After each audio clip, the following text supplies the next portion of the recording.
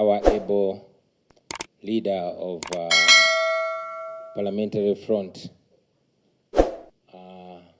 my leader of opposition when I was here, Right Honorable Winnie Kiza, distinguished guests, honorable members, ladies and gentlemen, a very good afternoon to you. I want to salute our parliamentary team for work very well done. I was listening both with gladness but also with anger as the leader of opposition was speaking to us. I've had the opportunity to quickly go through the write-ups of the alternative budget, and I was, in real sense, comparing the ideal and the real. That is definitely ideal. And if we do things that way, we can be able to revolutionize every sector in our country. But unfortunately, we have the real to grapple with. We have the reality to deal with here. Nothing encourages, like the theme of today, combating corruption, a sure way of effective service delivery. Yes, combating that corruption. And I'll quote one eminent leader that we have in this country, Mzee Mayengo, Israel, who was speaking a few weeks ago. He said, and I agree with him, that back in the day, President Obote noted that the problem of Uganda and Africa generally is reduced into three things. That is poverty, that is ignorance, and disease. And he was spot on. Today, Mzee Mayengo reduced the problem in Uganda. It is no longer poverty, ignorance, and disease, but it is centrally corruption, because corruption is the center of all this. I want to salute our parliamentary front for the continued fight. And ladies and gentlemen, indeed, there's no better place to talk about corruption than here, the Parliament of Uganda, which has distinguished itself in recent days as the high temple of corruption. I hate to use those words, but if we are to deal with the problem, then understanding it and addressing it in reality is the first step. This Parliament has had the most outrageous scandals recently. In recent times, we've seen the Speaker of Parliament with impunity siphoning taxpayers' money. In recent days, we have seen this Parliament doing unprecedented things. We've seen in this Parliament the Speaker of Parliament and government ministers sharing iron sheets meant for the poorest of the poor in Uganda. It is in this Parliament that we've seen the leader of opposition rewarded before he works. It was in this Parliament where we saw that so-called service award. And it is this Parliament that provoked the conscience of even our young people. We all remember the young people of this nation getting up and deciding to have a march to Parliament. Many of them were arrested, as you read in the newspapers, tortured, and even sodomized for daring to counter corruption.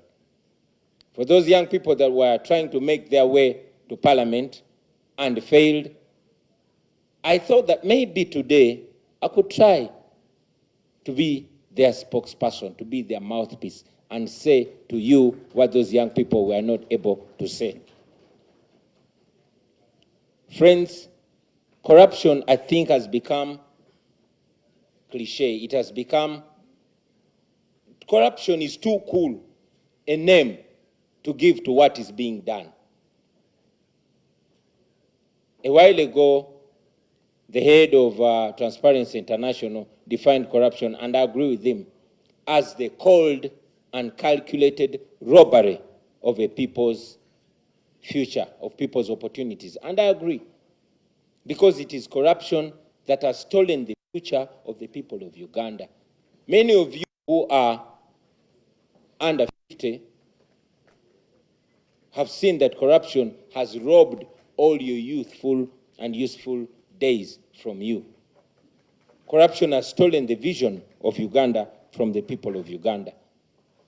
I could go on and on and on about corruption, since we Ugandans all know that our country ranks number 140 out of 180 countries, the most corrupt. That means we're only 40 countries shy from the corruption trophy. A situation where we lose almost half of the revenue collected in Uganda. That corruption should be, looked at as a corruption in crisis level. We are in trouble because of corruption. The Inspector General of Government, the current one, who we expect to most understand corruption, defined it, simplified it a few weeks ago in an online video, and I agree with her. She once again told us that we lose to the tune of 10 trillion. I believe it could be more to corruption.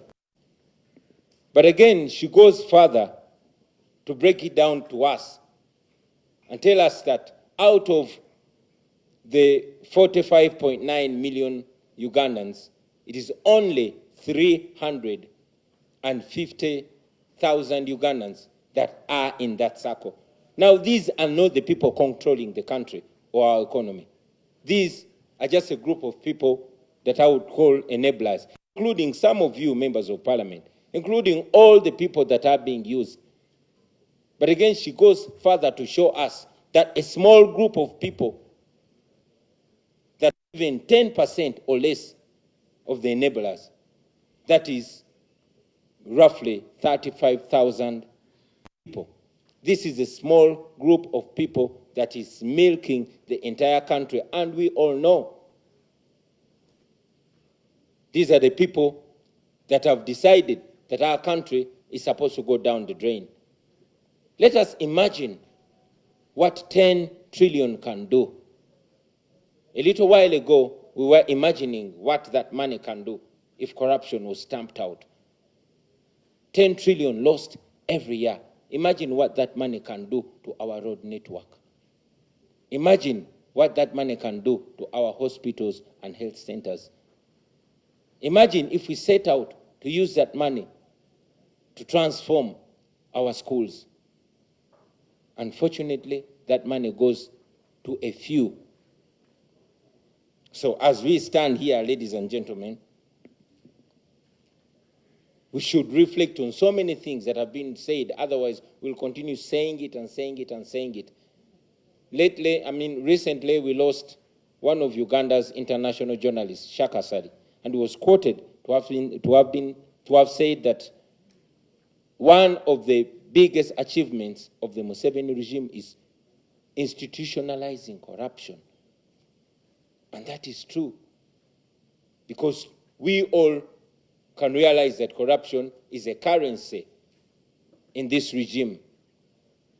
Corruption is used to reward the corrupt and to silence or even eliminate those that are fighting it. It is the sure way of General Museveni to hold on to power. And now we are at this parliament, I can even dare say that this our parliament has also been reduced. This our parliament, just like the Museveni regime, it attracts the worst of characters and corrupts the best. It is my hope and prayer that our leadership here will not be compromised like it was a while ago. So I want to implore all of you, friends, that you are supposed to be the voice of those people, the majority, that are overtaxed but receive zero or very limited services from the government. I want all of you to know that it is possible if you stand firm. It is hard to stand firm. Our leader of opposition said one time, and I agreed with him, that when you fight corruption, corruption fights back. I just want to assure you, friends, that for those of you who fight corruption, you will never fight alone.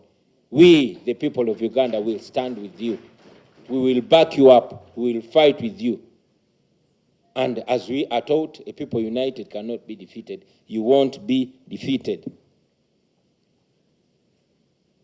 Finally, friends, I also want to mention that corruption, on a close analysis, is but just a symptom of a bigger problem. And that problem is misrule. That problem is dictatorship. That problem is a rulership, not a leadership. A rulership that has no account, that does not feel obliged with the people and is not answerable to the people. Friends, when you see flies hovering over a mess, you don't just spray the flies. You remove the mess and the flies will go away. We need to remove this dictatorship and corruption will be history. Thank you very much for God and my country.